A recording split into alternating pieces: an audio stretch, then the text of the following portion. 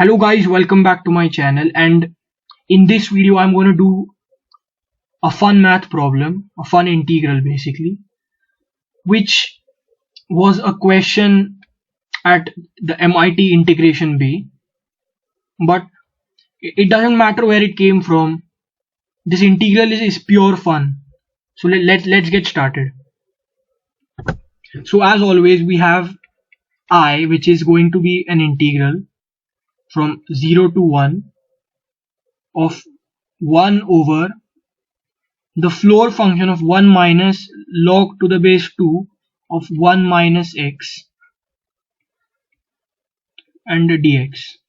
So this integrand may look scary to you because there is a floor function and then inside that we have a log, but having a base 2, not a natural log like we usually deal with.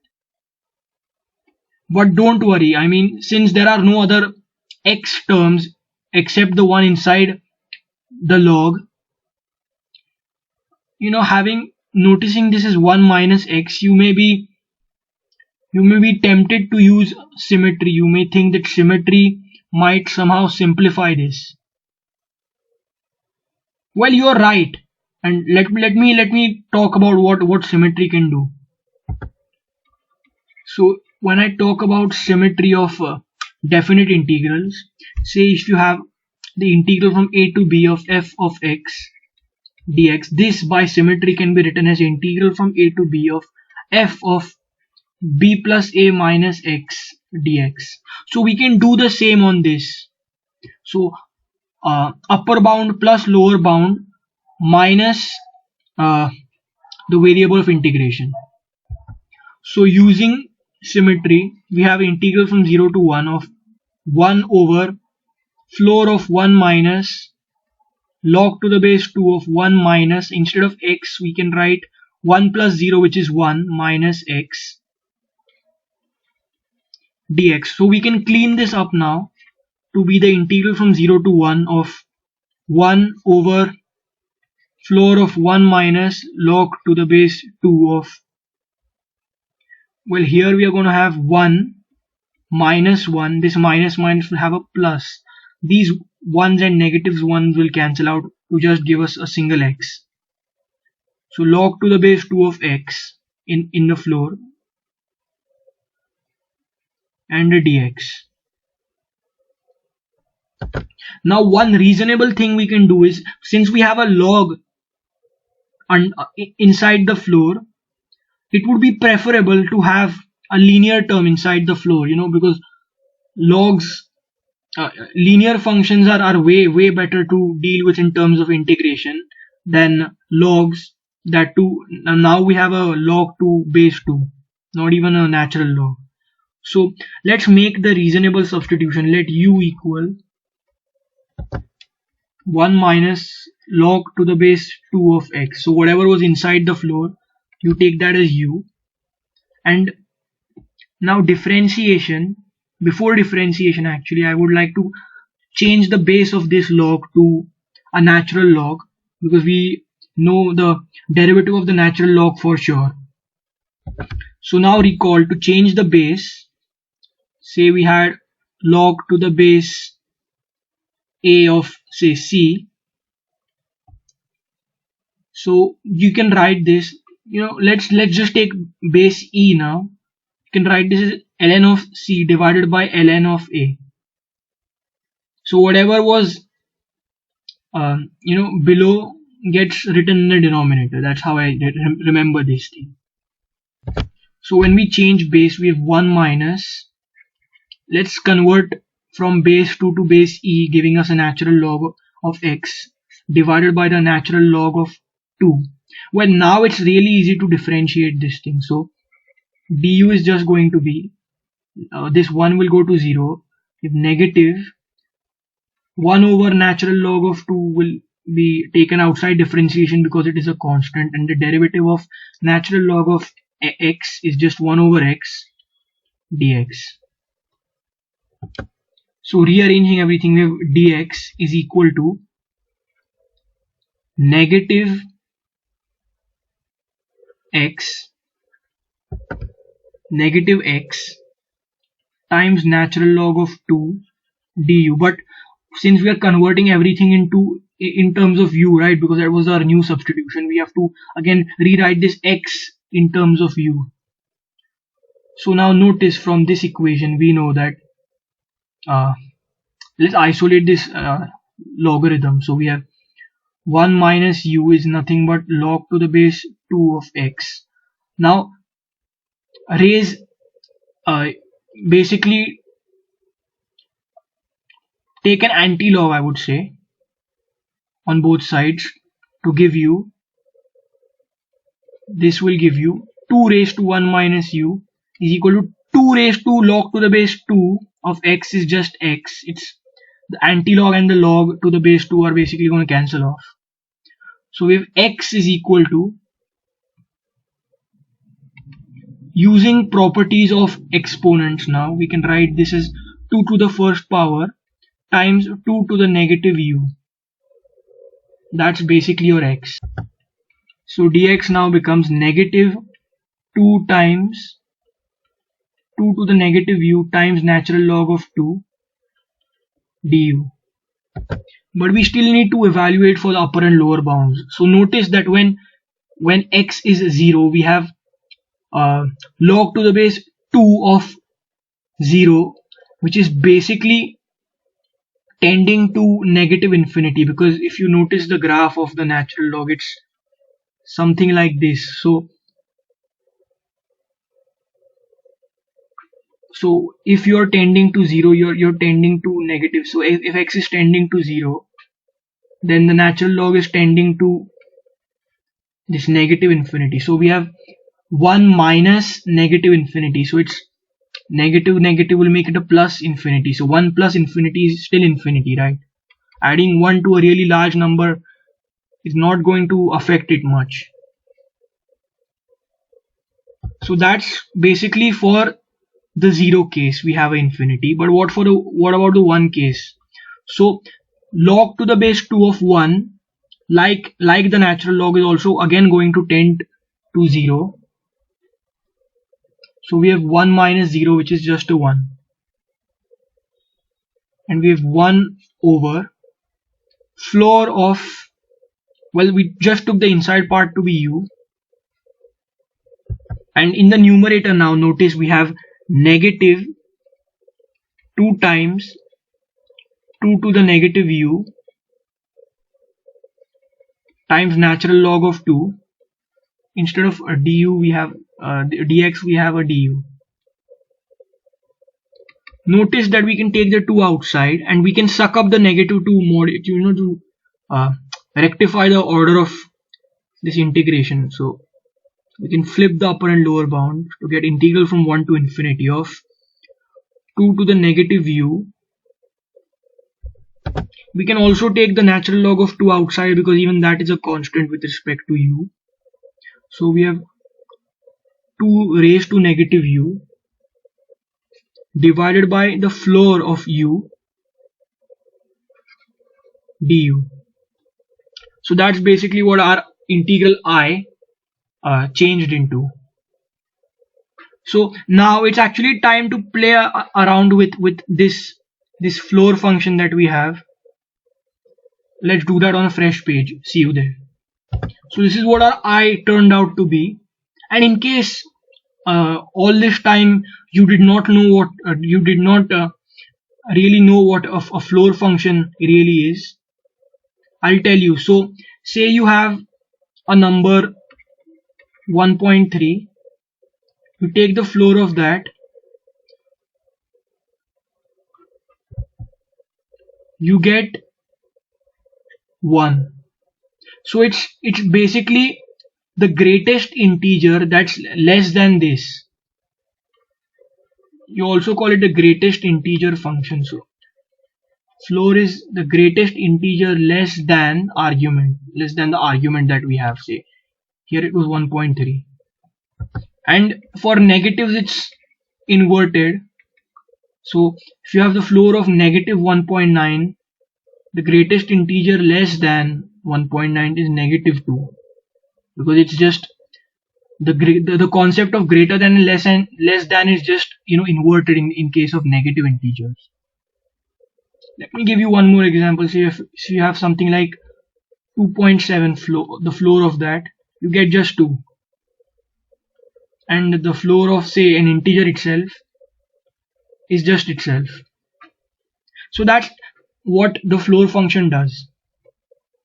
So using this logic over here, basically the definition of the floor function, you can say that say x is a changing number. Okay, x is a variable, so floor of x when say x belongs to the interval 1 comma 2, where you include 1 but you exclude 2. So in this interval you're going to have 1, and then you're going to have 1 point any weirdness, 1 point any weirdness, and the floor of all of this over this interval is just 1. Similarly, the floor of x when x belongs to the interval say 99 and 100, where you exclude 100, is just going to be 99, because on this interval x is going to have values like 99 and 99 point something.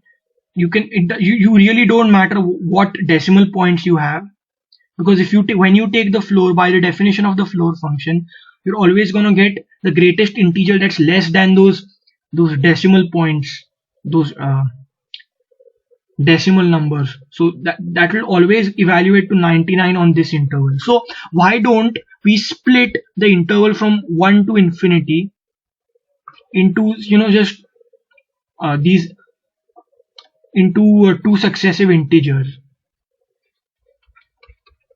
So we can write this as 2 times natural log of 2 times the sum from k equals 1, because we start with 1 in our integration, to infinity, and then integrate from k to k plus 1 of the same integrand 2 to the negative u divided by floor of u du. So notice that we haven't changed the meaning of our original problem, because by virtue of this sum we will eventually go from 1, because we start the sum at 1 and then eventually end up at infinity. So we haven't exactly changed the meaning of this definite integral, but the only change now is that we've basically decided to segment intervals of integers, of successive integers. So when k is 1, you're going to have integral from 1 to 2, and then when k is 2, you're going to have integral from 2 to 3, and that goes on. Now the advantage of doing this is because now just concerning this integration, u now belongs to this range of k comma k plus 1, where you exclude k plus 1, and now by all the detailed explanation that I gave you, the floor of u is going to have a constant value of k then on this interval only, and just like these cases that we discussed. So sum from k equals 1 to infinity of integral from k to k plus 1 of 2 to the negative u divided by, instead of the floor of u we can just write a k, because the floor of u over this interval of k comma k plus 1 is just going to equal k, is just going to be a constant over this interval. And I actually had made a video on calculating the floor function, treating the floor functions inside integrals. I have probably added a card about now. You can go check that out if you are having any difficulty understanding this video. So now I is just 2 times natural log of 2 times the sum from k equals 1 to infinity. And now notice that we can take the k outside the integral because it's a constant with respect to u. So now we just have integral from k to k plus 1 of 2 to the negative u du, and integrating this is pretty easy. So now we have 2 times natural log of 2 and sum from k equals 1 to infinity of 1 over k. And now antiderivative of this will have a negative because we have negative u. So negative, since it's an exponential function, we have 2 to the negative u as it is, but divided by natural log of 2. Because remember what the derivative of an exponential function was. Exponential function itself times the natural log of the base. So now we just inverting everything. So we have antiderivative of 2 raised to x times natural log of 2 is 2 raised to x. So when you divide by natural log of 2 because it's a constant, that's when you just have the antiderivative of 2 raised to x with respect to x. But we still have to evaluate that from upper and lower bounds. So now notice that these natural logs are nicely cancelling out, and we have negative 2 times the sum from k equals 1 to infinity of, when you plug in the first upper bound, you have 2 raised to, instead of u we have k plus 1, so negative k and minus 1 minus 2 raised to negative k, and all of this has a denominator of this k. So that's what your I turned out to be, and looks like we're gonna have to play a lot with this infinite series. So let's do that on a fresh page. See you there. So our I just turned out to be this infinite sum. So now one thing that you can do is you can factorize a 2 to the negative k outside. So inside you just have 2 to the negative 1 minus 1. Just simple factorization. And 2 to the negative 1 is just half. So here we have inside, over here, we have half minus 1, which is negative half. So we have negative 2 times this negative half times the sum from k equals 1 to infinity of 2 to the negative k divided by k. And now notice that the negatives will cancel out, the 2 and a half will cancel out to 1. So all we are left with is just the sum from k equals 1 to infinity of 2 to the negative k divided by k. But now, can we convert this into someone's Taylor series, or does this remind us of any special series? Well, if you watched yesterday's video, we used that Taylor series yesterday. That was the Taylor series of natural log of 1 plus x, which is the sum from k equals 1 to infinity of negative 1 to the k plus 1 power divided by k times x to the kth power. So we can convert this our original infinite series into something that resembles the Taylor series of the natural log. So let's get to it. So I is just, well, we have the denominator k, that's why we chose to use this Taylor series. We have a positive power for the k, so we'll convert that into suitable form. So we have k equals 1 to infinity sum of 2 to the negative k can be written as half to the kth power divided by k, but we still don't have this alternating part. So let's introduce that. Let's have the same sum from k equals 1 to infinity, denominator of k. Let's take minus inside with the half, all raised to the kth power, and since we took a minus inside, we have to take a minus outside as well, because negative 1 to the 2k is just 1. So say if you were to remove the negative from this half over here that was raised to the k, you would have negative 1 to the k multiplied with this negative 1 to the k to give you negative 1 to the 2k, and negative 1 squared is 1, so 1 to the k is always 1, so this is will become 1. So that's why we're not changing anything in the original sum. But we have negative 1 to the k, we need negative 1 to the k plus 1, so we need to multiply by 2 other negatives. So we have one negative outside, and minus 1 minus of minus 1 now to the k plus 1th power, because now we multiplied by 2 other negatives. Notice this negative 1 to the k was inside the sum. I made a slight error there. So we have I now equal to minus sum going from k equals 1 to infinity multiplied by 2 negatives, as I said. So one negative outside and one negative with this negative 1 to the k to give negative 1 to the k plus 1 times minus half to the k divided by k. And now look, this actually matches the form of the Taylor series of the natural log perfectly.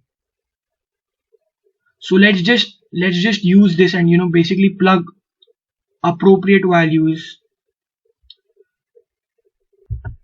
So we have I is equal to negative natural log of 1 plus whatever this argument was. In this case it's minus half. So now when we actually simplify, we have negative natural log of 1 minus half is just half, and using some log properties we can suck the negative and then flip the inside argument to give natural log of 2 as the final answer, which is approximately 0.63147. I mean, it's a really nice result given the fact that the original integrand was atrocious. There was a natural log, there was a floor, there was just craziness. We got a nice elegant answer. So in conclusion, we had our original integral I defined as integral from 0 to 1 of 1 over floor of 1 minus log to the base 2 of 1 minus x, and integrated with respect to x. And after making appropriate substitutions and then playing around with the floor function, that's like a standard technique of splitting up this entire region of integration into partitions of consecutive integers. But after doing all that, we got a series which we fit into the Taylor series for the natural log of 1 plus x, and then finally we got natural log of 2 as our answer. And now if you just want to represent this integral in terms of a sum, you can do that, because natural log of 2 can be written as this alternating harmonic series. So we have 1 minus half plus 1/3 minus 1/4 plus 1/5, which if you want to generalize you can write as sum from k equals 1 to infinity of minus 1 to the k plus 1 divided by k. So yeah, that's just extra bit, but it's totally valid, right? Because we got a natural log of 2. I really hope you enjoyed this video, guys. Please like, share and subscribe to my channel. Recommend me to your friends and fellow mathematicians. You can follow me on Instagram. I have this account name. And in the meantime, stay home, stay safe, have a great day, and peace out.